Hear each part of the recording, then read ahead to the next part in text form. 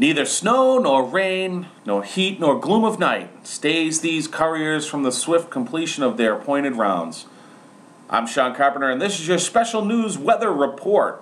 It appears the post office has halted Saturday delivery early instead of its planned departure in August. According to agency spokesman, the U.S. Postal Service has suspended all junk mail delivery and will keep post offices closed in all 6 New England states because of the blizzard that has dumped more than 2 feet of snow throughout the region. Power outages remain a problem throughout Massachusetts, where we were hoping to go live to correspondent Lisa Carpenter, but she is buried in the snow. Logan Airport remains closed due to snow, which is keeping this correspondent in the sunny throes of California.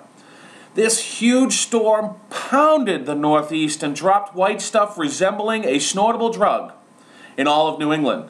Drug dealers urge caution when snorting the snow. It is cold out. It's that time of year. Everything about this storm is big. Big plows, big drifts, big people, big hats. The epic event is huge and will live in the memories of many for a longer time than your last status update. And all indications are that this is complete and utter pandemonium. Reporting live from the shelter in sunny California, this is Sean Carpenter. Back to you.